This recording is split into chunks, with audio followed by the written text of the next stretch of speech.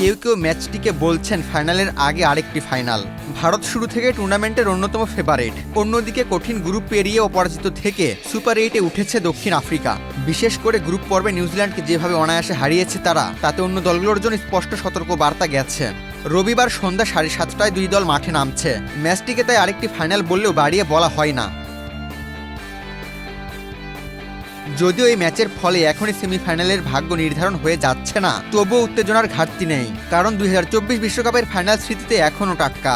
Run তারায় দীর্ঘ সময় আধিপত্য দেখিয়েও দক্ষিণ আফ্রিকার হার, আর পরে ভারতের মাটিতে টেস্ট সিরিজে প্রক্রিয়াদের দাপট, সব মিলিয়ে ভারত দক্ষিণ আফ্রিকা লড়াই নতুন এক ঝাঁজ যোগ হয়েছে। সুপার 8-এ তাই দুই অপরাজিত দলের blockbuster দ্বৈরথ। Gold's Gym across 30+ countries. With over 700+ locations worldwide. Train anywhere, belong everywhere. টি-20 ক্রিকেটে ভারত নিজেদের মানদণ্ড এমন উচ্চতায় নিয়ে গেছে যে জয় যেন স্বাভাবিক ব্যাপার হয়ে দাঁড়িয়েছে। বিশ্বকাপের মঞ্চে 2024 থেকে টানা 12 ম্যাচ অপরাজিত, আর দ্বিপাক্ষিক সিরিজ মিলিয়ে 45 জয়ের বিপরীতে মাত্র 4 হার। এই পরিসংখ্যানই তাদের দাপটের প্রমাণ। তবুও সমর্থকদের প্রত্যাশা এতটাই বেশি যে দল বড় রান করলেও প্রশ্ন উঠছে। নেদারল্যান্ডসের বিপক্ষে 193 করার পরেও ব্যাটিং নিয়ে আলোচনা থামেনি।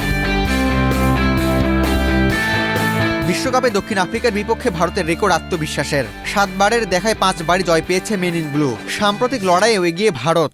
ম্যাচটি অনুষ্ঠিত হতে যাচ্ছে নরেন্দ্র মোদী স্টেডিয়ামে, যে কন্ডিশনে ভারতীয়রা বেশ স্বচ্ছন্দ।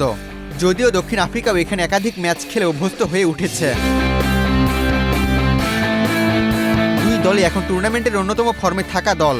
অলরাউন্ড শক্তি, আত্মবিশ্বাস এবং গ্রুপ পর্বে আধিপত্য থাকা, সব মিলিয়ে সম্ভাবনা জাগছে আরেকটি স্বপ্নের ফাইনালের। যদি 8 মার্চ আবারও দুই দল আহমেদাবাদে শিরোপা লড়াইয়ে মুখোমুখি হয়, তাতে অবাক হওয়ার কিছু থাকবে না। আবু তালহা, বাংলাদেশ প্রতিদিন।